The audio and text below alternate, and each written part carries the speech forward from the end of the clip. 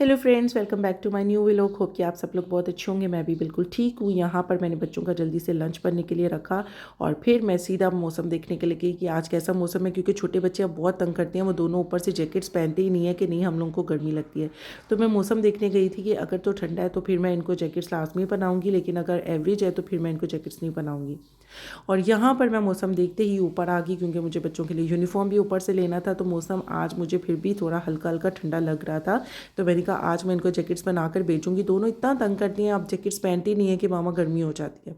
और जैसे ही मैं ऊपर आई मुझे याद आया कि चिड़ियों का बाजरा भी ख़त्म हुआ है, तो सबसे पहले मैं उनको बाजरा डाल दूँ, क्योंकि अगर मैं नीचे चलेगी तो फिर से मैं भूल जाऊँगी। तो सबसे पहले मैंने अपनी चिड़ियों को बाजरा डाला और मैं मौसम को देख रही थी। इतना हसीन मौसम लग रहा था।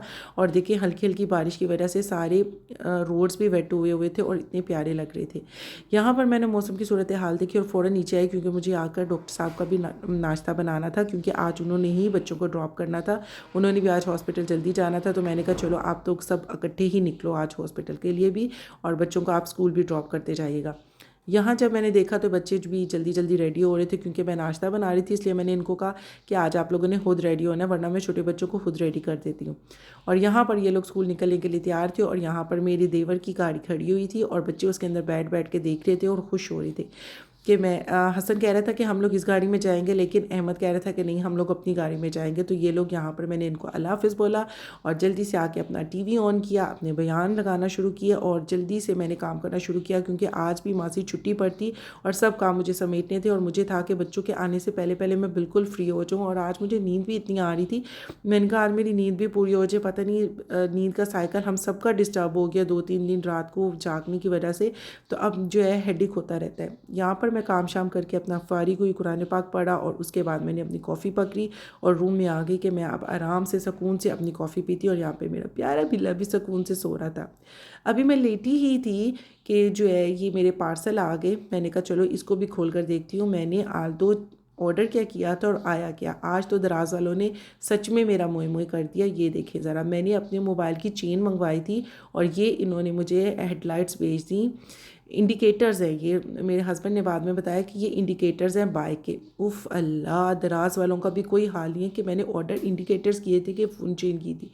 खैर इसको मैंने साइड पर फेंका। मैंने कहा ये अब इसका मैंने क्या करना है। और यहाँ पर शुक्र है फ़ोन कवर मेरा बिल्कुल ठीक आया था।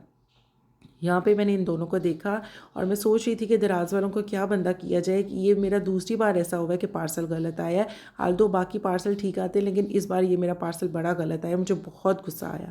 फिर जैसे ही डॉक्टर साहब आए तो मैंने कहा चलें बच्चों को भी पिक कर आते हैं, क्योंकि बच्चों का टाइम हो चुका था और डॉक्टर साहब घर आ चुके थे, क्योंकि उनका ओटी था तो वो जल्दी फ्री हो गए थे।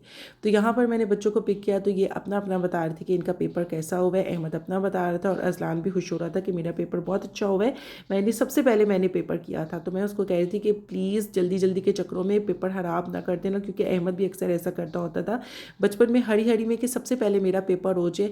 तो ये जो है ना कुछ मिस्टेक सिली कर देता होता था। यहाँ पर हम लोगों ने लिए नान पकौड़े, क्योंकि काफ़ी दिन हो गए थे नान पकौड़े नहीं खाए थे और अहमद को नान पकौड़े बेहद पसंद है। मैंने आल्दो उसका बाहर से खाना पीना काफ़ी ज़्यादा बंद कर दिया है, लेकिन फिर भी मेरा आज अपना दिल चाह रहा था इसलिए ले लिया। तो यहाँ पर हम लोगों ने नान पकौड़े रखे और हसन यहाँ पर मुँह बना रहा था कि मैंने समोसा कहा था वो कहाँ पर है। मैंने कहा समोसा भी वहीं पर पड़ा है। इनको खाना शाना खिलाने के बाद मैंने दोबारा से किचन साफ़ किया, अपना यहाँ से सारा कुछ उठाया और फिर हम लोग चले गए ड्राइंग रूम में पढ़ने के लिए। अभी हम पढ़ने के लिए बैठे ही थे कि मेरा दूसरा पार्सल भी आ गया। आज तो मेरे पार्सलों का ढेर ही लग गया। मेरा दूसरा पार्सल भी आ गया और अजलान एक्साइटेड हो रहा था कि ये पार्सल तो मैं ही खोलूँगा। हसन रो रहा था कि मैंने खोलना है, वो कह रहा था मैंने खोलना है। मेरे जब भी पार्सल्स आते हैं तो बच्चे आपस में लड़ते हैं कि कौन खोलेगा, इसलिए मैं दुआएं करती हूँ इनके स्कूल गए गए मेरे पार्सल आ जाए। लेकिन नहीं, इनके आते हुए ही मेरे पार्सल आते हैं, जिसकी वजह से इन लोगों की रोज़ हमेशा आपस में लड़ाई हो जाती है कि कौन जो है ना पार्सल खोलेगा। और यहाँ पर ये मेरा अच्छा सा बैग आ गया और मैं बड़ा खुश हो रही थी कि ये जो है ना बिल्कुल ऐसा ही है जैसा मैंने ऑर्डर किया था। और ये यहाँ पर मेरा अजलान दूसरा बैग खोल कर दिखा रहा था। उसके बाद अजलान सिर्फ यहाँ तक नहीं रुका कि सिर्फ इनको दिखाया था, उसने इनकी पूरी चेन्स लगा कर भी देखा था कि ये कैसे लग रहे हैं। खैर मैंने इनको साइड पे रखा कि हम लोग पढ़ने के लिए बैठे थे, आप लोग किन कामों में लगी हो। इनको मैंने साइड पर रखा और फिर मैंने इनको पढ़ाया। ये लोग पढ़ के फ़ारिग हो चुके थे, हसन और अज़लान ये दोनों फ्री हो चुके थे। लेकिन अहमद क्योंकि उसकी काफ़ी ज़्यादा पूरा इस मंथ में छुट्टियां रही हैं बीमार होने की वजह से, तो उसका एक चैप्टर बिल्कुल उसके लिए न्यू था। उसको मैंने समझाया लेकिन अभी भी उसको थोड़ा सा वो कंफ्यूज था। मैंने उसको दोबारा पढ़ने के लिए अपने पास ही बिठाया और यहाँ पर मैंने साथ ही उसकी फ्राइज़ रख दी है।